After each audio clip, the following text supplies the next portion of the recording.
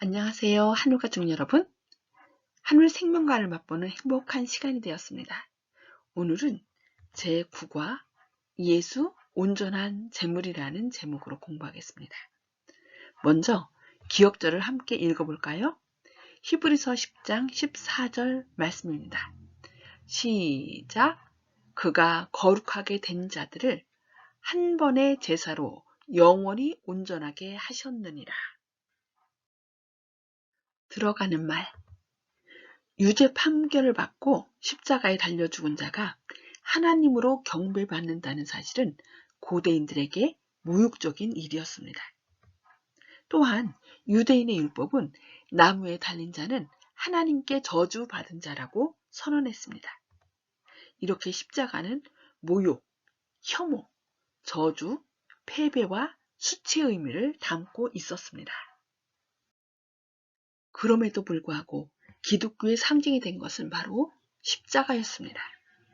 바울은 복음을 십자가의 도라고 설명했습니다. 하나님은 왜 그렇게 피비린내 나는 구원의 방법을 택하셨고 더구나 왜 예수님이 희생되셔야 했을까요? 이번 주 우리는 히브리서에 나타난 십자가에 대해 살펴볼 것입니다. 이번 교과의 학습 목표입니다. 첫째, 깨닫기. 죄를 용서함에 있어 하나님의 공의와 사랑을 동시에 나타나기 위해 예수님의 십자가가 필요했음을 깨닫는 것입니다. 두 번째, 느끼기. 자신을 제물로 바치신 예수님의 대속적 죽음이 나를 죄의 결과로부터 자유케 한 것에 감격하는 것입니다. 세 번째, 행하기. 나를 위한 예수님의 희생이 무의미한 것이 되지 않도록 예수님의 십자가를 바라보며 믿음 위에 굳게 서는 것입니다. 제물이 필요했던 이유는 무엇인가? 동물의 희생은 다양한 의미를 가지고 있었습니다. 용서와 감사, 그것들은 또한 두 당사자 간의 계약인 언약의 일부였습니다. 희생된 동물을 반으로 나누는 것은 오래된 언약의 전통이었습니다. 반쪽을 마주대 놓고 관련된 당사자들은 그들 사이를 걸어야 했습니다. 이는 둘로 갈라진 동물이 언약을 깨뜨린 사람의 운명을 상징하는 것임을 인정하는 표시였습니다. 즉, 언약을 깨뜨린 사람은 죽어야 된다는, 결국 언약을 한다는 것은 죽음을 내놓고 생명을 걸고 하는 언약이었던 것입니다. 그런데 중요한 것은 아브라함과의 언약에서 오직 하나님께서만 갈라진 동물들 사이로 걸어가셨다는 사실인데, 이는 하나님께서 결코 당신의 약속을 깨트리지 않으실 것임을 아브라함에게 보여주시기 위함이었습니다. 하지만 그 언약에는 계명에 대한 순종과 제단 위에 피 뿌리는 일이 포함되었습니다. 피 뿌리는 일은 언약을 깨뜨리는 자의 운명을 암시하는 것이었습니다. 이것이 바로 히브리서가 피 흘림이 없은즉 사함이 없느니라고 말하고 있는 이유입니다. 언약은 그 깨뜨린 사람의 목숨을 요구했기 때문에 인류가 죄를 지었을 때 예수님께서는 자기 자신을 인류의 구원을 위한 제물로 바치셨습니다. 그래서 양양자를 보면은 임금왕에다가 뿔 달리고 꼬리 달린, 그래서 양자는 바로 우리를 창조하신 그 하나님께서, 왕 되신 하나님께서 제물이 되셨다는 것을 말하고 있습니다. 우리가 영원한 기업의 약속을 얻게 하기 위하여 그분께서는 우리를 대신해서 죽으신 것입니다. 다양한 종류의 제사들. 예수님의 죽음은 우리의 죄에 대한 용서 또는 사함을 제공했지만 죄를 사하는 것은 언약을 깨트린 것에 대해 형벌을 없이 하는 것 이상의 것을 포함합니다. 그렇기 때문에 이스라엘의 희생제도 속에는 5가지의 각기 다른 제사가 있어서 예수님의 십자가의 의미를 더욱 풍성하게 합니다. 하나씩 살펴볼까요? 번제, 제물을 제단 위에서 불사르는 제사입니다.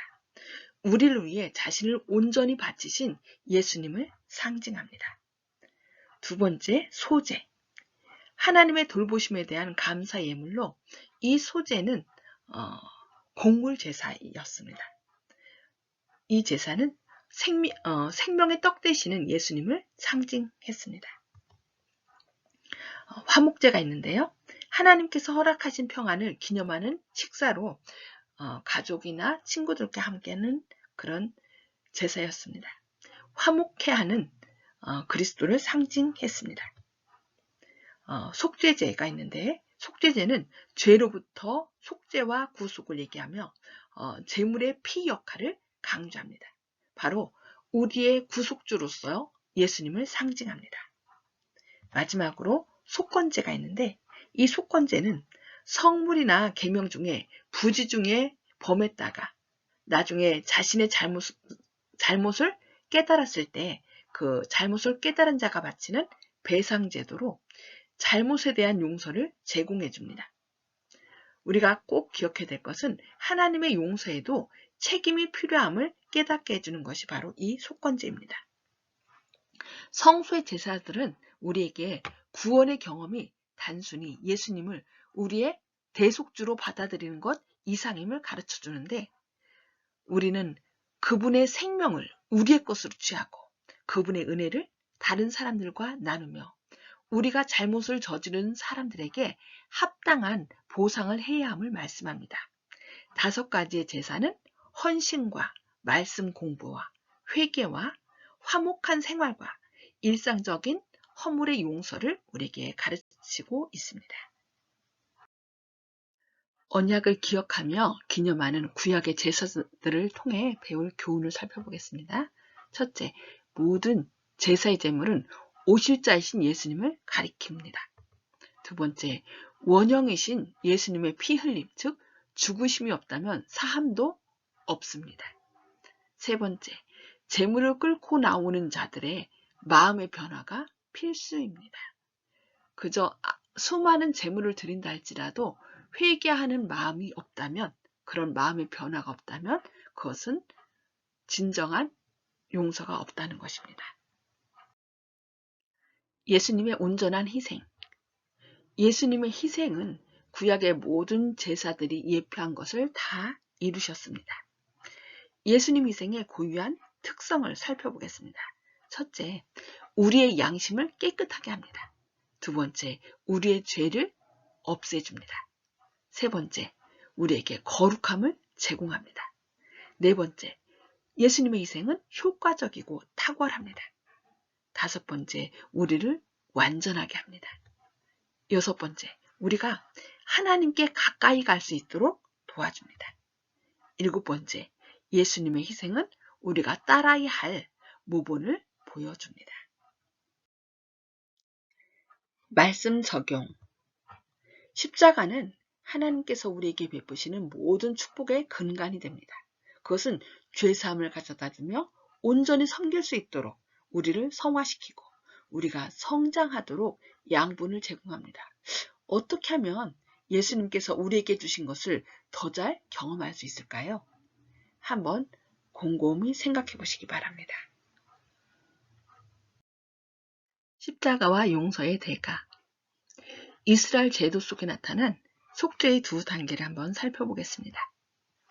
첫 단계는 회개하는 죄인들이 예수님을 상징하는 희생제물을 성소로 가지고 와서 제물에게 안수하여 자신의 죄를 고백한 후 직접 제물을 죽여 용서를 받는 것입니다. 그러나 그 피는 제사장이 성소의 회장에 뿌림으로 예수님이 죄를 취하시고 짊어지심을 상징했습니다. 두 번째 단계는 죄의 흔적을 없애는 심판으로 지성소에서 치러지는 대속죄의 행사입니다. 하나님께서 그동안 1년 내내 성소에 모아진 죄들을 사탄을 상징하는 아사셀 염소에게 옮기셔서 죄를 법적으로 종결시켜 성소를 깨끗게 하는 제도인 것입니다. 이 두 속죄 단계는 온 우주 앞에 하나님의 자비와 공의를 동시에 나타내는 행사입니다.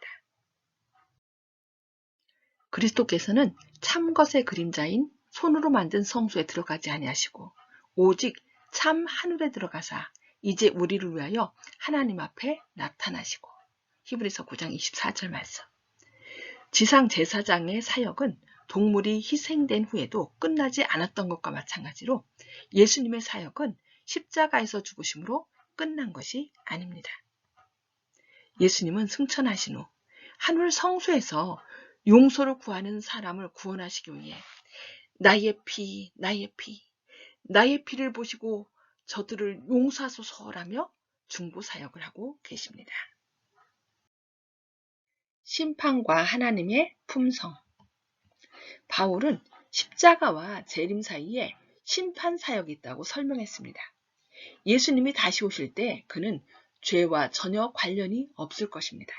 모든 죄인은 이미 심판을 받았고 모든 죄는 이미 용서받았기 때문입니다.